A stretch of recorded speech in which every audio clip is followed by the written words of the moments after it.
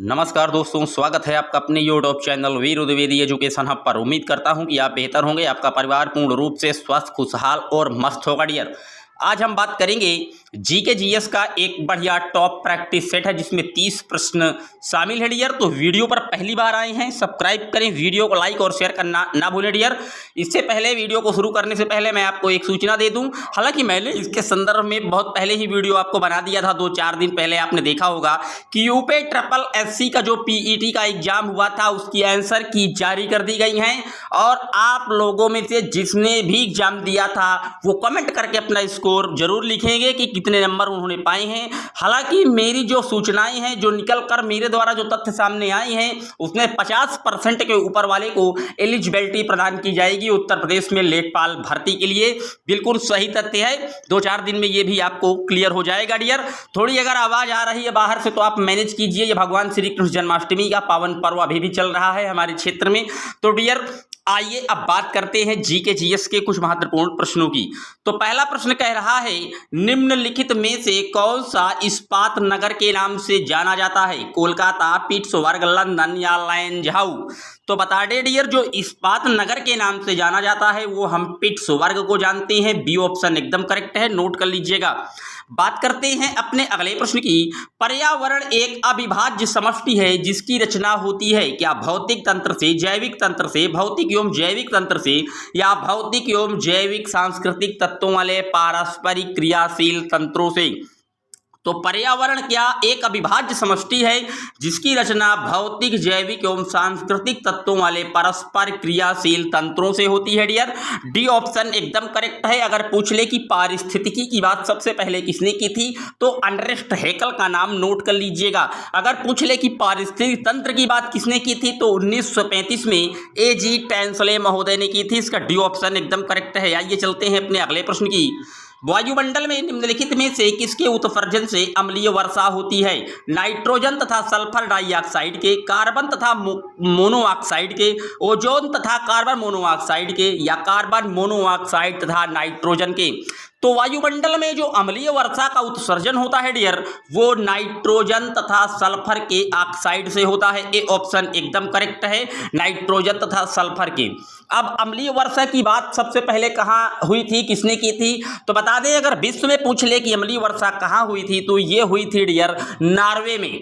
अगर पूछ ले कि अम्लीय वर्षा की बात किसने की थी तो बता दें डियर रॉबर्ट अंगस महोदय और जे फोरियर ने मिलकर अम्लीय वर्षा की बात की थी। अगर पूछ ले भारत में अम्लीय वर्षा सबसे पहले कहाँ हुई थी तो मुंबई में हुई थी डियर। इसको भी आप नोट कर लीजिएगा। इसे हम एसिड रेन के नाम से जानते हैं, स्टोन लेप्रोसी के नाम से जानते हैं, दीवालों का कुष्ठ रोग के नाम से जानते हैं डियर। इसका ए ऑप्शन एकदम करेक्ट है। आइए चलते हैं अपने अगले प्रश्न की ओर। प्रकाश रासायनिक धूम कोहरे की रचना के लिए निम्नलिखित में से कौन सा एक आवश्यक नहीं है? Oxygen, nitrogen oxide, carbon monoxide या सूर्य का प्रकाश? तो बता दे डियर, जो धूम्र कोहरे की रचना के लिए जिम्मेदार नहीं है वो ऑक्सीजन जिम्मेदार नहीं होता। ए ऑप्शन एकदम करेक्ट है। विद्युत बल्ब के अंदर कौन सी गैस होती है? ऑक्सीजन, वायु, कार्बन डाइऑक्साइड या इनमें से कोई नहीं? तो विद्युत बल्ब के अंदर इनमें से कोई गैस नहीं पाई जाती, क्योंकि विद्युत बल्ब में जो गैसें होती हैं डियर, मैं आपको बता दूं, विद्युत बल्ब में जो गैसें होती हैं वो अक्रिय गैसें होती हैं जिसमें से हीलियम, नियान, आर्गन इत्यादि गैसें भरी होती हैं डियर। तो इसका जो डी ऑप्शन है एकदम करेक्ट है। कहीं कहीं विद्युत बल्ब में आप नाइट्रोजन गैस का भी जो है संलयन देखते हैं। नाइट्रोजन गैस भी जो है वो नियान और आर्गन के साथ इसका मिक्सअप होता है डियर। डी ऑप्शन एकदम करेक्ट है। आइए चलते हैं अपने अगले प्रश्न की ओर। वायुमंडलीय दाब को मापने में किस यंत्र का प्रयोग किया जाता है? हाइड्रोमीटर, बैरोमीटर, मैनोमीटर या हाइग्रोमीटर का? तो वायुमंडलीय दाब को मापने के लिए हम बैरोमीटर का प्रयोग करते हैं। बी ऑप्शन एकदम करेक्ट है, बैरोमीटर।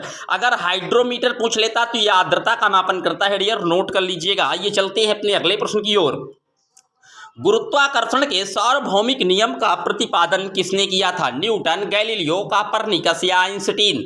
तो गुरुत्वाकर्षण के जो नियम का प्रतिपादन है वो आइजैक न्यूटन ने किया था। ए ऑप्शन एकदम करेक्ट है। न्यूटन ने देखा कि सेब जो है क्या वो धरती के नीचे की ओर क्यों गिरता है, वो ऊपर की ओर क्यों नहीं जाता। वो समझ गया कि धरती क्या अपनी ओर चीजों को खींच रही है, यानी कि ग्रेविटी है गुरुत्वाकर्षण के कारण। इसलिए न्यूटन ने गुरुत्वाकर्षण के नियम को प्रतिपादित कर दिया था डियर। ए ऑप्शन एकदम करेक्ट है। बात करते हैं अपने अगले प्रश्न की ओर। चूहे मारने का जहर किस रासायनिक पदार्थ से बनता है? इथाइल अल्कोहल से, मिथाइल आइसोसाइनेट से, पोटेशियम साइनाइड से या इथाइल आइसोसाइनाइड से? तो चूहे मारने का जो जहर है डियर वो पोटेशियम साइनाइड से बनाया जाता है। सी ऑप्शन एकदम करेक्ट है। चूहे मारने की दवा पोटेशियम साइनाइड है। आइए चलते हैं अपने अगले प्रश्न की ओर। मायोग्लोबिन में कौन सी धातु होती है? तांबा, चांदी, सोना या लोहा? तो मायोग्लोबिन यानी कि हीमोग्लोबिन में ये तत्व की बात पूछ रहा है, तो हीमोग्लोबिन में क्या Fe पाया जाता है यानी कि लोहा पाया जाता है। इसी Fe की कमी से ही मनुष्य में रक्ताल्पता नामक डिजीज हो जाती है डियर। तो डी ऑप्शन एकदम करेक्ट है।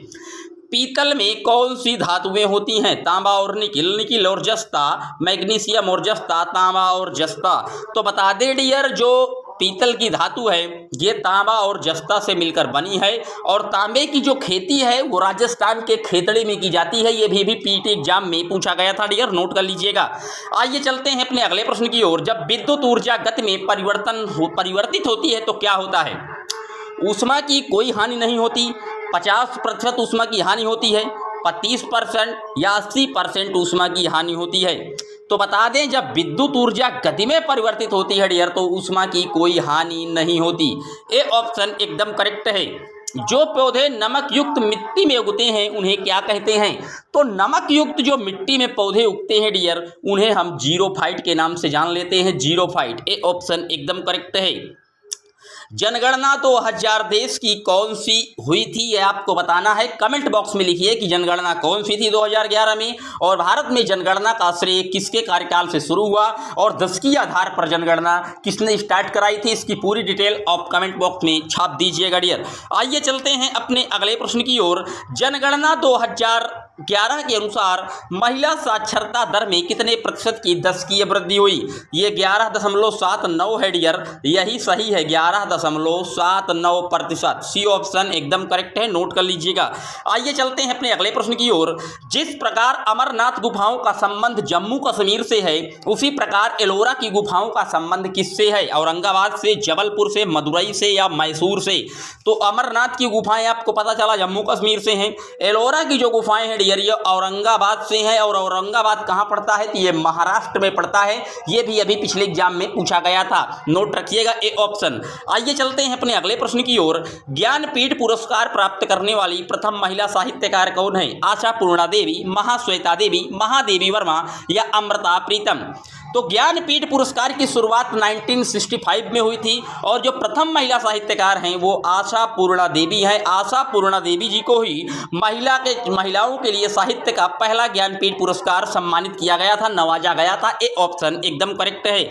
आइए बात करते हैं अपने अगले प्रश्न की ओर। निम्नलिखित नृत्य शैलियों में किसका उद्गम पूर्व भारत से है? कथकली, कुचिपुड़ी, भरतनाट्यम या मणिपुरी? तो बता दें डियर जो पूर्व भारत से है तो वो डियर कथकली है पूर्व भारत की। ए ऑप्शन एकदम करेक्ट है। आइए चलते हैं अपने अगले प्रश्न की ओर। शून्यकालीन संसदीय व्यवस्था को किस देश की देन है? तो शून्यकाल की जो व्यवस्था दी गई है वो अपने देश भारत की ही है और ये प्रश्नकाल के ठीक बाद की व्यवस्था है। ए ऑप्शन एकदम करेक्ट है। इसका टाइम जो है वो 12 से 1 के बीच में निर्धारित किया गया है। बात करते हैं अपने अगले प्रश्न की ओर। संविधान सभा का पहला सत्र कब आयोजित हुआ? 16 अगस्त 1947, 26 जनवरी 1948, 9 दिसंबर 1946 या 26 नवंबर 1946? तो बता दें डियर जो संविधान सभा का पहला सत्र था वो 9 दिसंबर 1946 को आयोजित किया गया और इसकी जो अध्यक्षता किए थे वो जो अस्थायी अध्यक्ष थे वो डॉक्टर सच्चिदानंद सिन्हा जी बनाए गए थे। सी ऑप्शन एकदम करेक्ट है, नोट कर लीजिएगा। भारत का संविधान अंगीकृत एवं अधिनियमित हुआ 26 जनवरी 1950 को, फरवरी 1948 को, नवंबर 1949 को या इनमें से कोई नहीं? तो प्रश्न अंगीकृत एवं अधिनियमित पूछ रहा है डियर, तो ये 26 नवंबर 1949 को हुआ था अंगीकृत एवं अधिनियमित। अगर पूछ लेता पूर्ण रूप से लागू कब हुआ है तो 26 जनवरी 1950 को पूर्ण रूप से लागू हो गया था और 26 नवंबर 1949 को इसके 15 जो आर्टिकल थे वो लागू किए गए थे, यानी कि आंशिक रूप से 26 नवंबर 1949 को हमारा संविधान लागू हो गया था डियर, नोट कर लीजिएगा। आइए चलते हैं अपने अगले प्रश्न की ओर। भारतीय संविधान सभा के उद्घाटन अधिवेशन की अध्यक्षता किसने की थी? Doctor Rajendra Prasad, Sachchidanand Sinha, B R Ambedkar या पंडित जवाहरलाल नेहरू? तो उद्घाटन यानी कि पहले संविधान की अध्यक्षता की बात पूछ रहा है। और अस्थायी अध्यक्ष पहले कौन बनाए गए थे? डॉक्टर सच्चिदानंद सिन्हा, जो कि 9 अगस्त 1946 को अध्यक्षता किए थे। बाद में 11 अगस्त 1946 को डॉक्टर राजेंद्र प्रसाद जी को स्थायी अध्यक्ष बना दिया गया था डियर, तो नोट रखिएगा। सूचना का अधिकार अधिनियम पारित हुआ था, यानी कि आरटीआई की बात पूछ रहा है, राइट टू इंफॉर्मेशन, ये पारित हुआ था अक्टूबर 2005 में। सी ऑप्शन एकदम करेक्ट है, नोट कर लीजिएगा। अक्टूबर 2005 में ये पारित किया गया था और इसे एक मूल अधिकार की कैटेगरी में भी शामिल किया गया था डियर, ये भी आप नोट कर लीजिएगा। आइए बात करते हैं अपने अगले प्रश्न की। संघीय व्यवस्था केंद्र में द्वैध शासन भारत में लागू किया गया था 1909 के अधिनियम द्वारा, 1919 के अधिनियम द्वारा, 1935 के अधिनियम द्वारा, या इनमें से कोई नहीं। तो संघीय व्यवस्था केंद्र में जो द्वैध शासन की प्रणाली है डियर, वो 1919 के अधिनियम द्वारा लागू की गई थी। बी ऑप्शन एकदम करेक्ट है। कलिंग नरेश खारवेल किस वंश से संबंधित थे? चेदी, कदम, हर्यक या कलिंग?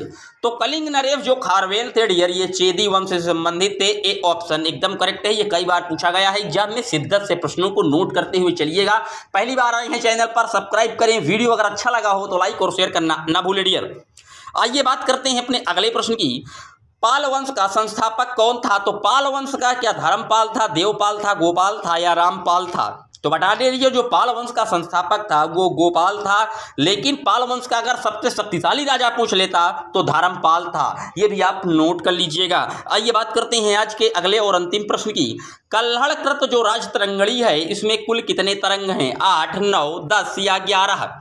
तो कल्हड़ की जो राजतरंगिणी है, इसमें 8 जो है तरंग हैं और ये जम्मू कश्मीर के इतिहास का वर्णन के लिए जानी जाती है डियर।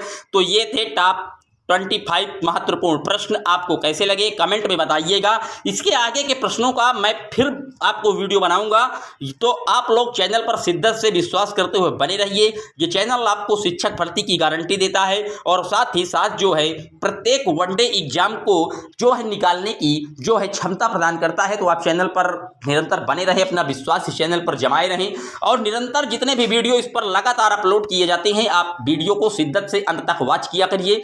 और पहली बार आए हैं सब्सक्राइब करें। मिलते हैं एक और वीडियो में जल्द ही आपसे, तब तक के लिए जय हिंद, जय Bharat. Thank for watching my video.